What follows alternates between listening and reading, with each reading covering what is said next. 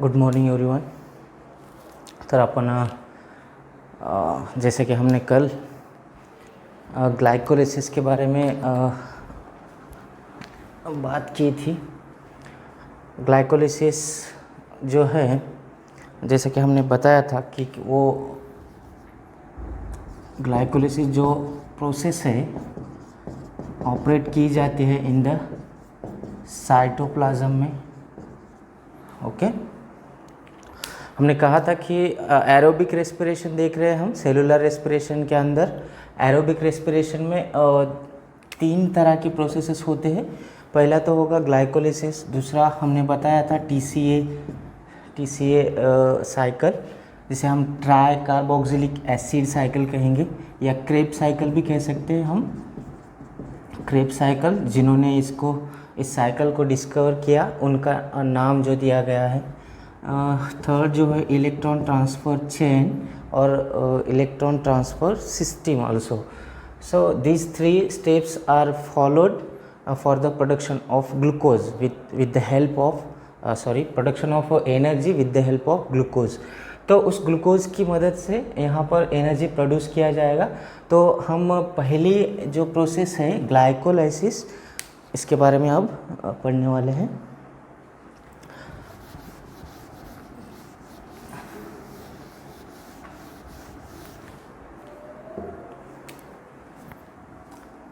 Glycolysis हम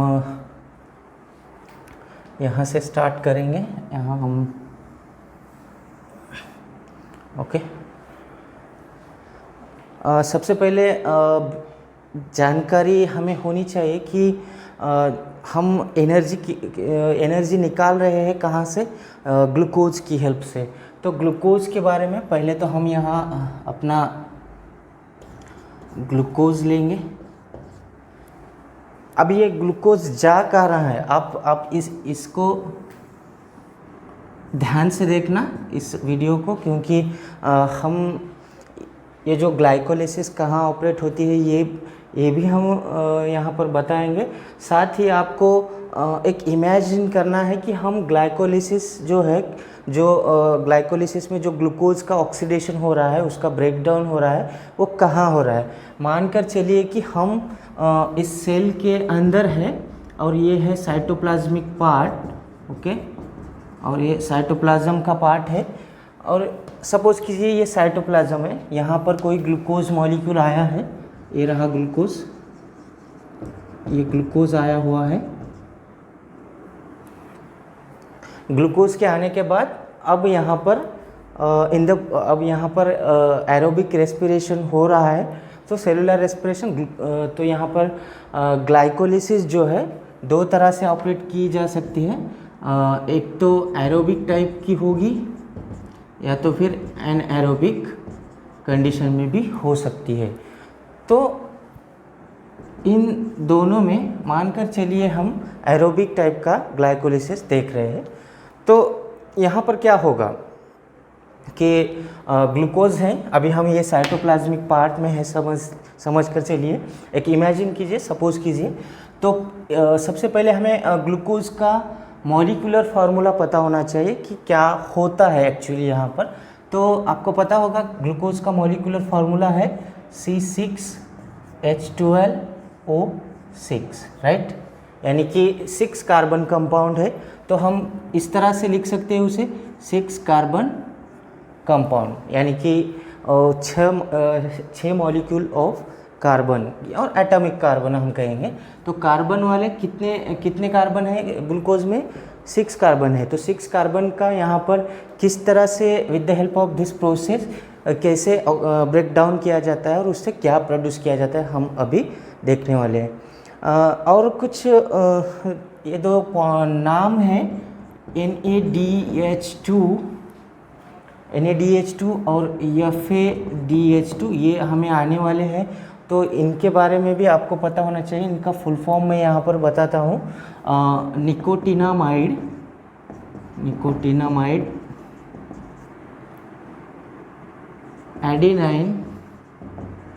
adenine die nucleotide, ये है इसका फुल फॉर्म NaDH2 का। NaDH2 या तो इस तरह से होगा या तो फिर NaDH+H ऐसे भी दिया जा सकता है। किसी बुक में इस तरह से दिखेगा आपको, कहीं पर NaDH2 पे दिख सकता है। और यहाँ पे जो है फ्लेविन एडिनाइन, ओके, फिर से एडिनाइन डाइन्यूक्लियोटाइड, ये नाम है FADH2 का। ओके, तो हमने इनको क्यों यहाँ पर दिया है, क्योंकि हमें इस प्रोसेस में ये जो हमने नाम दिए हैं ये हमें आने वाले हैं। तो उस साइकिल में, यानी कि इस ग्लाइकोलिसिस में हम इनका फुल फॉर्म नहीं लिखने वाले हैं, हम इनिशियली लिख देंगे, तब आपको पता चले कि ये इनिशियल है क्या। इस वजह से हमने ये आपको फुल फॉर्म दिया है। ओके, आपको इन नामों को याद रखना है। तो पहले तो ग्लूकोज होगा, 6 कार्बन वाला कंपाउंड है, उसका एक इरिवर्सिबल टाइप का ब्रेकडाउन होगा। इरिवर्सिबल और रिवर्सिबल ये भी याद रखना है आपको। इरिवर्सिबल का मतलब होता है कोई रिएक्शन, फॉर एग्जांपल हमने ग्लूकोज से कुछ बनाना है, ग्लूकोज 6 फॉस्फेट बनाना है, तो हमने एरो जो है इस तरह से दिया है। अगर एक ही एरो दिया हुआ हो मान लीजिए, तो इस तरह की रिएक्शन को हम कहेंगे irreversible reaction. Okay, irreversible reaction, यानी कि बाद में हम ग्लूकोज 6 फॉस्फेट से इधर ग्लूकोज कन्वर्ट नहीं कर सकते। तो इस तरह की रिएक्शन अगर हमें कहीं दिखे तो उसे कहेंगे इरिवर्सिबल रिएक्शन। और रिवर्सिबल एक टाइप होती है जहाँ पर इस तरह का एरो आपको इंडिकेट किया जाएगा, तो इससे आप समझ लीजिएगा कि ये रिवर्सिबल रिएक्शन है। यहाँ पर अगर कोई कंपाउंड या कंपोनेंट यहाँ पर बना हुआ है इससे, तो इससे हम फिर से इसमें कन्वर्ट कर सकते हैं, इसका मतलब ये होता है। तो इस तरह का अगर एरो हो तो इसे कहेंगे रिवर्सिबल रिएक्शन वाला एरो। ओके, तो इन बातों को याद रखना, फिर हम अभी ग्लाइकोलिसिस की ओर चलते हैं। ओके, तो सबसे पहले क्या होगा, ग्लूकोज जो है, यहाँ पर बहुत सारे एंजाइम्स का रोल होता है इन प्रोसेस में। ग्लाइकोलिसिस ऐसे ही नहीं ऑपरेट होती, इनके अंदर बहुत सारे एंजाइम्स जो है एट ए टाइम ऑपरेट यानी वर्क करते हैं। तो यहाँ पर पहला एक एंजाइम एक्ट होगा जिसका नाम है हेक्सोकाइनेज।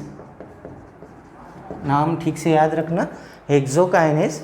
हेक्सोकाइनेज क्या करता है कि ये जो ग्लूकोज 6 कार्बन वाला कंपाउंड ग्लूकोज है, तो उसे ग्लूकोज उसके 6th पोजीशन को, यानी कि उसके ग्लूकोज के 6th कार्बन पोजीशन में वो क्या करता है, ग्लूकोज को 6 पोजीशन पे फॉस्फेट ग्रुप ऐड कर देता है, जहाँ पर बन गया ये ग्लूकोज 6 फॉस्फेट। हेक्सोकाइनेज क्या कर दिया इस यहाँ पर, ग्लूकोज का कन्वर्जन किस में कर दिया, ग्लूकोज 6 फॉस्फेट में। यहाँ पर ग्लूकोज 6 फॉस्फेट में कन्वर्जन हो गया। और ये होते समय लगता क्या है, यहाँ पर एनर्जी की ज़रूरत पड़ती है। तो यहाँ पर एक ATP का यहाँ पर यूज़ किया जाता है, जिसे हम इस तरह से दिखा सकते हैं, adenine triphosphate. Okay, adenine triphosphate यानी ATP है, हमारी एनर्जी है बॉडी के सेल के अंदर जो बनी हुई पहले से थी, उसका इस्तेमाल किया गया। उससे हमें पता है कि एडिनाइन ट्राइफॉस्फेट यानी एडिनाइन जो होता है उसके अंदर ऐसे 3 फॉस्फेट जो अटैच्ड होते हैं। तो यहाँ पर जो है इसको हम कहेंगे, इस तरह से दिखाएंगे, जो 3rd बॉन्ड होता है वो एनर्जी रिच बॉन्ड होता है। तो इसको जब भी कोई ब्रेक करेगा तो इसमें से एनर्जी रिलीज की जाएगी। तो एडिनाइन ट्राइफॉस्फेट की जगह एनर्जी यूज़ करने के बाद यहाँ पर बचता क्या है, तो एडिनाइन डाइफॉस्फेट। ओके, तो इस तरह से यहाँ पर एनर्जी का यूटिलाइजेशन हो चुका है, यानी कि एक ATP मॉलिक्यूल का इस्तेमाल यहाँ पर किया गया। कब किया गया, ग्लूकोज का कन्वर्जन जब ग्लूकोज 6 फॉस्फेट में कर रहा था बाय द हेक्सोकाइनेज। एंजाइम कौन सा, हेक्सोकाइनेज। तो यहाँ पर जो दूसरा कन्वर्जन है हमें यहाँ देखने को मिलेगा कि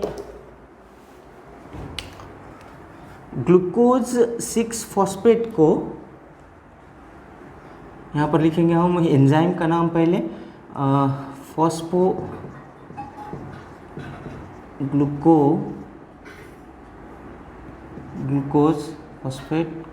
ग्लूकोज आइसोमरेज, ओके, यानी फॉस्फोग्लूकोज आइसोमरेज का नाम हमने यहाँ लिख दिया। और एक बात, यहाँ पर ये रिवर्सिबल टाइप की रिएक्शन होती है, तो हम इसे भूलना नहीं चाहिए। यहाँ पर हम इस तरह से कर सकते हैं, ये रहा एरो हम दो तरफ से दिखा रहे हैं, इसका मतलब ये रिवर्सिबल टाइप की रिएक्शन है। और ऊपर वाली कैसी थी, इरिवर्सिबल, यहाँ पर इसको हम बाद में इधर कन्वर्ट नहीं कर सकते।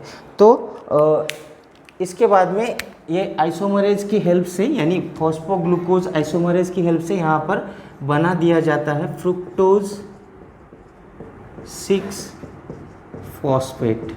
यहाँ पर बन गया फ्रुक्टोज 6 फॉस्फेट। इस तरह से फ्रुक्टोज 6 फॉस्फेट के बाद हम यहाँ पर देखेंगे, फिर से यहाँ एक इरिवर्सिबल टाइप का यहाँ पर रिएक्शन फिर से दिखाएंगे हम, इरिवर्सिबल। बाद में यहाँ पे फिर से एक एंजाइम होगा फॉस्फोफ्रुक्टोकाइनेज, ओके, फॉस्फोफ्रुक्टोकाइनेज। फिर से यहाँ पे एक एटीपी का यूटिलाइजेशन होगा, यहाँ पर एक एटीपी मॉलिक्यूल को इस्तेमाल किया जाएगा, एडीपी बना, यानी एक एटीपी का इस्तेमाल किया गया, तो यहाँ पर बना दिया जाएगा 1,6 हम ऐसे कहेंगे fructose 1,6 bis phosphate, fructose 1,6 bis phosphate, okay. यहाँ तक समझ में आया। हमने क्या देखा है कि ग्लूकोज का कन्वर्जन ग्लूकोज 6 फॉस्फेट में हुआ with the help of hexokinase, और इसका करते समय यहाँ पर एटीपी का यूटिलाइजेशन हुआ था। फिर से क्या हुआ, ग्लूकोज 6 फॉस्फेट का कन्वर्जन हो गया फ्रुक्टोज 6 फॉस्फेट में with the help of phosphate glucose isomerase और फॉस्फोग्लूकोज आइसोमरेज के हेल्प से। फिर से फ्रुक्टोज 6 फॉस्फेट का कन्वर्जन हुआ यहाँ पर फ्रुक्टोज 1,6 बिस फॉस्फेट, यानी 2 फॉस्फेट इसका मतलब होता है, तो बिस फॉस्फेट में कन्वर्जन हो रहा है with the help of phosphofructokinase की हेल्प से, और यहाँ पर भी एक एटीपी का यूटिलाइजेशन हो रहा है। तो यहाँ तक समझ में आया होगा। फिर आगे यहाँ पर फ्रुक्टोज 6 फॉस्फेट, अब यहाँ तक आपको याद रखना है, अब तक जितना भी प्रोडक्ट यहाँ पर बने थे सारे के सारे 6 कार्बन वाले थे, आपको ये याद रखना है। ये सारे के सारे कैसे थे, 6 कार्बन वाले कंपाउंड थे। समझ में आ रहा है। तो यहाँ पर एक एंजाइम एक्ट होगा अभी, जिसका नाम है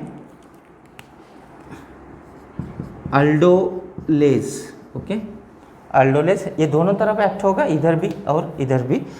और ये क्या करेगा, ये जो 6 कार्बन वाला कंपाउंड है, क्या है, फ्रुक्टोज 1,6 बिस फॉस्फेट, तो इसको कन्वर्ट कर देगा 2 तरह के कंपोनेंट्स में।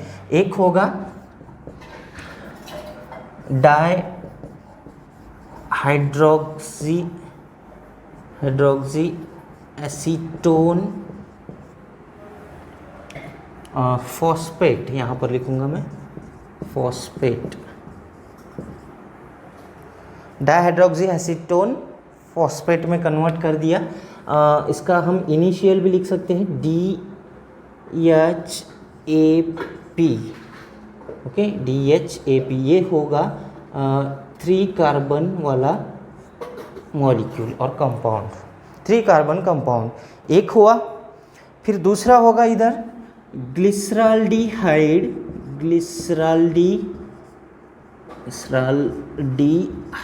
ठीक से लिखना, ग्लिसराल्डिहाइड 3 फॉस्फेट। यहाँ क्या बना, ग्लिसराल्डिहाइड 3 फॉस्फेट, जो कि ये भी 3 कार्बन वाला कंपाउंड है। क्या है ये 3 कार्बन वाला कंपाउंड है। तो यहाँ पर इसे हम इनिशियल भी लिख सकते हैं। आपको जब इसको ठीक से पढ़ना है, इसको जब याद करोगे तब इनिशियल आपको पता होने चाहिए ताकि आप भूल ना जाए, जल्दी से याद कर सके। हम छोटी छोटी ट्रिक्स के माध्यम से हम इसे याद कर सकते हैं। तो यहाँ पर मैं इसका इनिशियल दे दूँगा। ग्लिसरॉल्डिहाइड को सिर्फ G लिखना है, डैश देना है 3P, ओके। ग्लिसरॉल्डिहाइड 3 फॉस्फेट ऐसा भी आप लिख सकते हैं फॉर द पर्पज़ ऑफ आपको याद करने के लिए, ठीक है। तो क्या किया अल्डोलेज ने, 2 तरह के कंपाउंड में कन्वर्जन कर दिया। 6 का 3 वाले 2 मॉलिक्यूल्स यहाँ पर बन गए, राइट। तो हम अगला जो पार्ट है इधर लेंगे।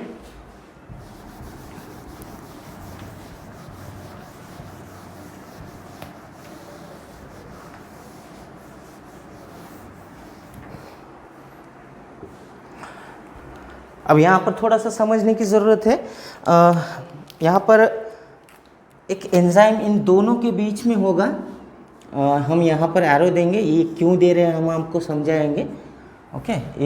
एक इस तरह का एरो दिया है हमने, रिवर्सिबल टाइप का, दोनों तरफ के, यानी कि DHAP कन्वर्ट हो सकता है G3P यानी ग्लिसरॉल्डिहाइड 3 फॉस्फेट में, और glyceraldehyde 3 phosphate could be converts into DHAP यानी डाइहाइड्रोक्सी एसीटोन फॉस्फेट में कन्वर्ट हो सकता है। इसका मतलब ये हुआ इस एरो का।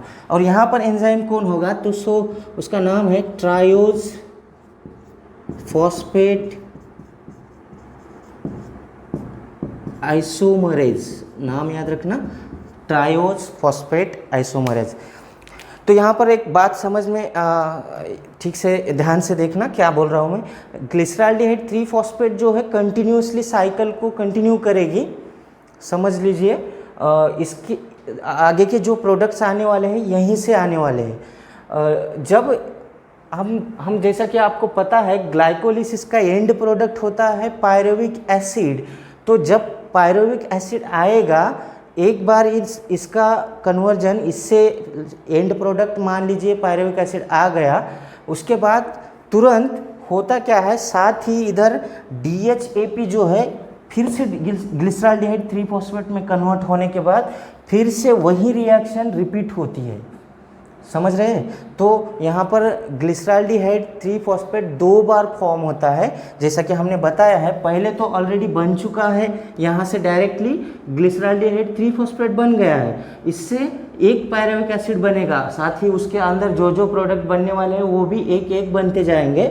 उसी के साथ जब इसका कन्वर्जन हो रहा है तभी क्या होगा, ये DHAP फिर से इसकी हेल्प से ग्लिसरॉल्डिहाइड 3 फॉस्फेट में कन्वर्ट होगा और फिर से वही रिएक्शन दोहराएगा। यानी कि यहाँ पर एक रिएक्शन 2 बार हो रही है, यानी कि ये जो हुई थी इसके साथ भी वही हो रहा है, बस एक स्टेप का यहाँ पर चेंज है, जो कि DHAP का कन्वर्जन ग्लिसरॉल्डिहाइड 3 फॉस्फेट में करना होता है, जबकि यहाँ पर डायरेक्टली हो चुका है। यानी कि समझ में आ रहा है। तो यही रिएक्शन बाद में जब इसका कन्वर्जन इसके अंदर होगा तो फिर से वही रिएक्शन यहाँ पर ऑपरेट होगी। तो समझ लीजिए, तो यहाँ से जो कुछ भी प्रोड्यूस होगा हम क्या करेंगे कि साथ ही साथ इनको दोनों को लेने की बजाय, समझने के लिए जो कि हमें आसान होगा, दोनों को साथ ही एक साथ ही यहाँ पर हम ऑपरेट करेंगे। किसी भी किताब में लगभग एक ही साथ दिया जाता है, बस प्रोडक्ट को एट अ टाइम दो मॉलिक्यूल में दिखाया जाता है किताब में। मान लीजिए कैसा, एक एग्जांपल बताता हूँ कि एक रिएक्शन में हमें एक पायरुविक एसिड मिलता है, तो हम क्या कर रहे हैं, दोनों को एक ही साथ चला रहे हैं, समझ रहे हैं। तो हमें 2 पायरुविक एसिड नीचे मिल जाएंगे। तो जो भी 2 मिलेंगे, हम जो भी प्रोडक्ट मिलेंगे उसे 2 हम बताते जाएंगे, इससे समझ लेना। तो इसको हम यहीं पर छोड़ते हैं क्योंकि हमने कन्वर्ट कर दिया, इसका भी कहीं में कर दिया हमने ग्लिसरॉल्डिहाइड 3 फॉस्फेट में। तो हम सीधे यहाँ से आगे चले जाएंगे। अभी यहाँ से जो कुछ बनेंगे 2 मॉलिक्यूल्स बनते जाएंगे, ओके।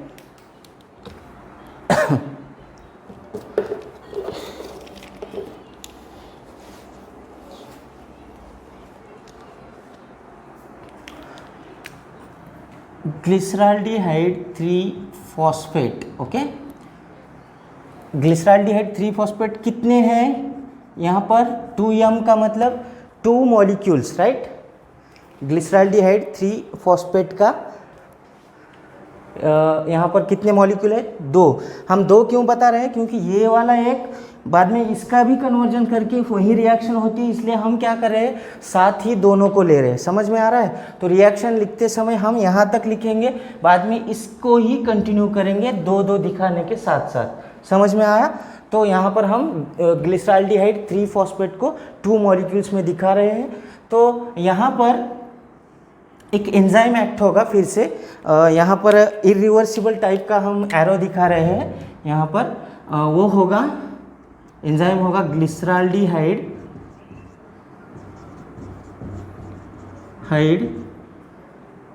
3 phosphate dehydrogenase.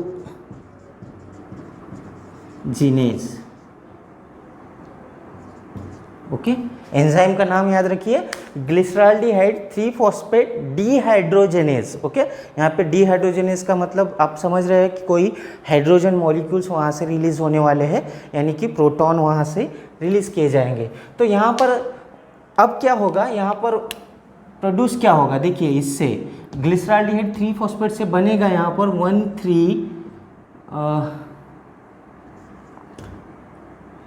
यहाँ पर हम लेंगे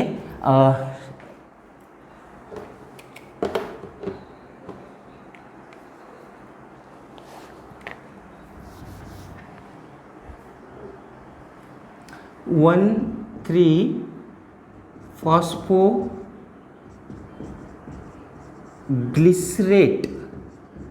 ओके, फॉस्फोग्लिसरेट, समझ में आ रहा है? तो ये भी कितने मॉलिक्यूल हो गए?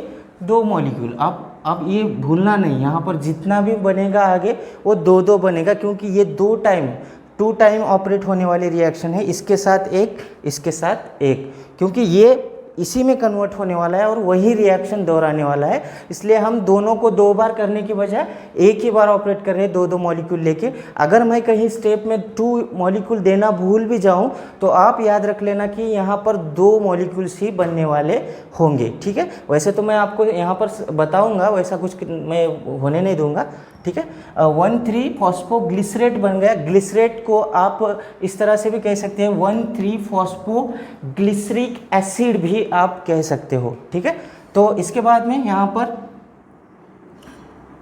फिर से रिवर्सिबल टाइप का एरो हमने दिखाया। हाँ, यहाँ पर एक ज़रूरी बात, जब डिहाइड्रोजिनेशन होगा तो यहाँ पर एक NAD जो है यहाँ पर कोफैक्टर, इसकी हेल्प से यहाँ पर 2 मॉलिक्यूल्स, यानी कि 2 बार हो रहा है, तो हम यहाँ पर भी 2 NAD जो है 2 NADH2 में कन्वर्ट हो जाएंगे। यहाँ पर क्या मिले हमें? 2 NADH2 मिल गए, या NADH कहेंगे हम, या NADH इसको निकाल दे तो हम H+H भी कह सकते हैं। तो आपको किताब में कहीं NADH भी दिखाया जाएगा, कहीं NADH2 भी दिखाया जाएगा, दोनों का सिंपल मीनिंग है निकोटिनामाइड एडिनाइन डाई न्यूक्लियोटाइड। तो ये यहाँ पर मिल गए हमें कितने? 2 NADH2। और यहाँ पर इसके आगे 1,3 फॉस्फोग्लिसरेट का जो कन्वर्जन है,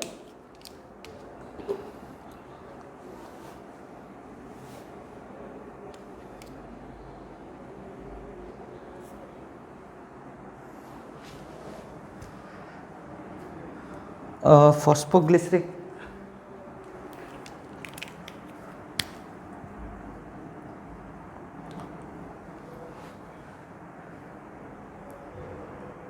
इसको आप फिर से देख लीजिए एक बार, कहाँ हमने 2 मॉलिक्यूल दिए हैं। ठीक है, यहाँ पर और एक एंजाइम एक्ट होगा, यहाँ फॉस्फोग्लिसरेट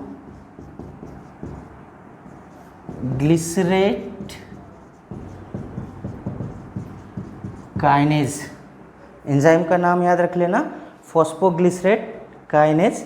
यहाँ पर फिर से क्या होगा, ये रिवर्सिबल टाइप की रिएक्शन है और यहाँ एक ATP मॉलिक्यूल बन जाएगा 2 ADP से, ADP प्लस इनऑर्गेनिक फॉस्फेट यहाँ कन्वर्ट हो जाएंगे 2 ATP।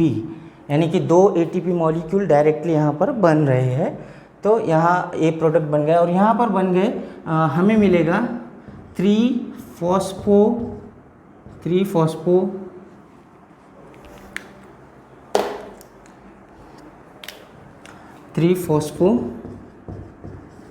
ग्लिसरेट। ओके, ये 2 मॉलिक्यूल मिल गए हमें यहाँ पर इस स्टेप को कन्वर्ट करते समय। तो ये 3 फॉस्फोग्लिसरेट वाले भी कितने मॉलिक्यूल होंगे? 2 ही हो गए। ठीक है, यहाँ पर बन गए 3 फॉस्फोग्लिसरेट। जैसा कि मैंने आपको पहले ही बता चुका हूँ, यहाँ पर 1,3 फॉस्फोग्लिसरेट को जैसे हमने 1,3 फॉस्फोग्लिसरिक एसिड बताया था, इसी तरह से यहाँ भी आप बोल सकते हो 3 फॉस्फोग्लिसरिक एसिड भी आप बोल सकते हो। ओके, तो इसके आगे वाली स्टेप में क्या होगा? फॉस्फोग्लिसरेट, यहाँ पर नेक्स्ट स्टेप जो होगी फिर से रिवर्सिबल टाइप की रिएक्शन हम दिखा रहे हैं और एंजाइम का नाम है फॉस्फोग्लिसरेट म्यूटेज। ओके, एंजाइम है फॉस्फोग्लिसरेट म्यूटेज। और यहाँ पर अब हमें 2 PGA यानी 2 फॉस्फोग्लिसरेट मिलेगा या ग्लिसरिक एसिड मिल जाएगा। वो कितने मॉलिक्यूल होंगे? वो भी 2 मॉलिक्यूल्स होंगे। ठीक है, अब इसके बाद में और एक एंजाइम एक्ट होगा यहाँ पर फिर से। हाँ, यहाँ पर जो होगा फिर से एक इस तरह की रिवर्सिबल वाला एरो दिखाएंगे, फिर से रिएक्ट होने वाला। यहाँ पर एंजाइम होगा इनोलेज नाम का कोई एंजाइम, इनोलेज। ओके, अब इनोलेज क्या करेगा? फिर से यहाँ पर एक वाटर मॉलिक्यूल को रिलीज़ कर देगा। अब यहाँ पर वाटर मॉलिक्यूल एक टाइम एक रिएक्शन होती तो हम एक मॉलिक्यूल दिखाते, लेकिन ये 2 बार हो रहा है तो यहाँ पर भी कितने 2 वाटर मॉलिक्यूल्स यहाँ पर रिलीज़ कर दिए जाएंगे। और 2 फॉस्फोग्लिसरेट का कन्वर्जन यहाँ पर हम यहाँ पर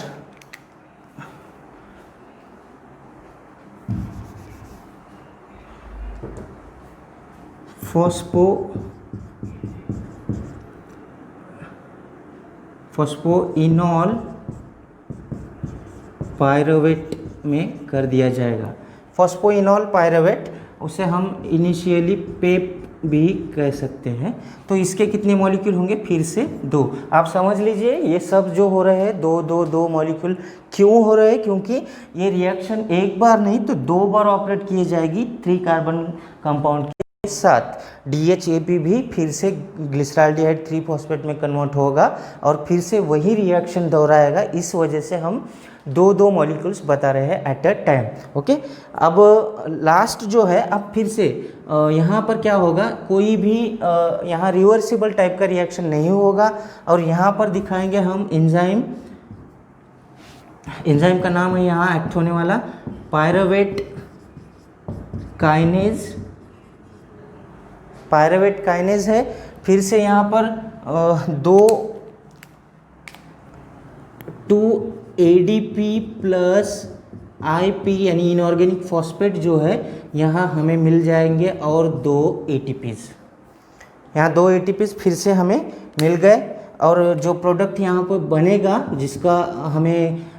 जिसके लिए हम ग्लाइकोलिसिस पढ़ रहे हैं उसका नाम है पायरुविक एसिड, और हमें इसे कह सकते हैं पायरुवेट भी कह सकते हैं।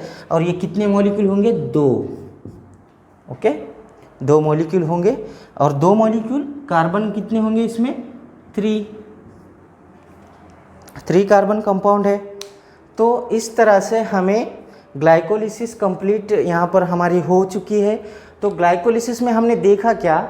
ग्लूकोज से हमें पायरुविक एसिड तक का जो इतनी बड़ी यहाँ पर साइकिल दिख रही है, इस प्रोसेस में सब स्टेप्स को याद रखना है, आपको एंजाइम्स को याद रखना है, यहाँ पर एंड प्रोडक्ट ग्लाइकोलिसिस का याद रखना है। साथ ही हमें यहाँ पर क्या क्या मिला है? हर चीज़ हमें 2 मिली, क्योंकि ये रिएक्शन 2 बार ऑपरेट हो रही थी।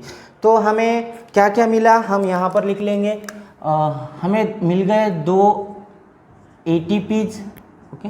हम 2 ATP कह रहे हैं लेकिन हमें एक्चुअली यहाँ पर दिखाई दे रहे हैं कि 4 ATPs है। यहाँ पर 2 ATPs है, राइट, यहाँ पर भी 2 ATPs है, लेकिन हम वहाँ लिख रहे हैं कि 2 ATP मिले हैं। तो ऐसा क्यों लिखा? क्योंकि हम देख चुके हैं कि पहली स्टेप जो यहाँ पर है, पहली स्टेप में क्या हुआ था, ग्लूकोज का कन्वर्जन जो ग्लूकोज 6 फॉस्फेट में हो रहा था, 1 ATP वहाँ पर इस्तेमाल कर दिया गया। और यहाँ पर भी फ्रुक्टोज 6 फॉस्फेट से फ्रुक्टोज 1,6 बिस फॉस्फेट में करते समय भी 1 ATP इस्तेमाल हो चुकी थी, यानी 2 ATP जो है ग्लाइकोलिसिस ऑपरेट करने के लिए यूज़ हो चुकी थी। इसलिए हमने उसे वहाँ से ये जो 4 थे, 4 में से 2 ATPs जो इस्तेमाल हो चुके हैं उनको हम फिर से निकाल देंगे। तो बचे कितने? 2 ATPs। तो हमने यहाँ पर 2 ATPs लिख दिए। अब क्या है हमारे पास 2, यहाँ हमें मिले, ये देखिए यहाँ पर हमें 2 NADH2 मिल गए, या NADH कहेंगे या NADH2, कुछ भी कीजिए। तो यहाँ पर 2 मिल चुके हैं हमें। और क्या मिला? 2 मॉलिक्यूल्स क्या मिले हमें? 2 पायरुविक एसिड के मिले, राइट। तो ये सारे के सारे, और वाटर मॉलिक्यूल भी मिल चुके हैं हमें। हम कहेंगे ठीक है, हम उसे साइड प्रोडक्ट बोल के हम उसे यहाँ पर नहीं लेने वाले, क्योंकि वो साइड प्रोडक्ट है। हमारा मेन प्रोडक्ट क्या है यहाँ पर? 2 ATPs है नेट प्रोडक्शन। वैसे तो हमारे पास 4 ATPs प्रोड्यूस हुए थे, लेकिन 2 जो हुए यूटिलाइज हुए थे यहाँ पर, इसलिए हमने 2 माइनस करके 2 नेट प्रोडक्ट बताया है। 2 ATPs, 2 NADH2 और 2 पायरुविक एसिड्स, ऐसा हमारे पास ग्लाइकोलिसिस का एंड प्रोडक्ट है। तो देखिए यहाँ पर और एक इम्पॉर्टेंट बात, ये जो NADH2 होता है, एक NADH2 हमें कभी भी याद रखना, एक NADH2 हमें देता है 3 ATPs। कितने ATPs? 3 ATPs। तो हमारे पास कितने NADH2 है? तो 2 है। तो 2 NADH2 होंगे, तो हमारे पास कितने ATPs होंगे फिर? 6 ATPs। अब हम आगे चलकर देखने वाले हैं कि इलेक्ट्रॉन ट्रांसपोर्ट चेन में इस NADH2 की हेल्प से वहाँ पर ATPs बनाए जाते हैं। तो हम बता चुके हैं कि एक NADH2 हमें 3 ATP देगा, और 2 NADH2 6 ATP यानी 6 ATPs मिलेंगे, और 2 जो है हमारे पास ऑलरेडी प्रोड्यूस किए गए हैं, यहाँ पर मिल चुके हैं। तो 6 NADH2 के, यानी फिर से हम यहाँ पर क्या करेंगे, 2 ATP हमारे पास ऑलरेडी है, तो टोटल हो गया हमारा नेट प्रोडक्शन 8 ATPs का। ग्रॉस प्रोडक्शन की बात करें तो हमारे पास टोटल ग्लाइकोलिसिस में इस तरह से अगर देखा जाए, इसको भी अगर पकड़े हम, तो 10 ATP प्रोड्यूस हो चुके थे। इस NADH के ATP को पकड़कर हम टोटल 10 बोल रहे हैं, लेकिन हमने 2 जो है यहाँ के माइनस कर चुके हैं। यहाँ एक ATP यूटिलाइज कर चुका था, यहाँ पर एक यूटिलाइज कर चुका था। तो ये सब छोड़ने के बाद जो कुछ मिलता है हमारा टोटल प्रोडक्शन होता है 8 ATPs का। तो हम यहाँ पर हमारा ग्लाइकोलिसिस कंप्लीट होता है। आई होप कि आपको ठीक से समझ में आ चुकी होगी ये साइकिल। और इसके आगे जब अब TCA साइकिल ऑपरेट होगी तब क्या होगा, ये साइटोप्लाज्म में पायरुविक एसिड का कन्वर्जन फिर से एसिटाइल कोएंजाइम A में बन जाता है, जो कि 2 कार्बन वाला कंपाउंड है। वो कैसे होता है हम अगली वीडियो में देखेंगे। तब तक के लिए आप इसको ठीक से रिमाइंड करना, इस साइकिल को नोट डाउन कर लेना, ठीक है। Thank you.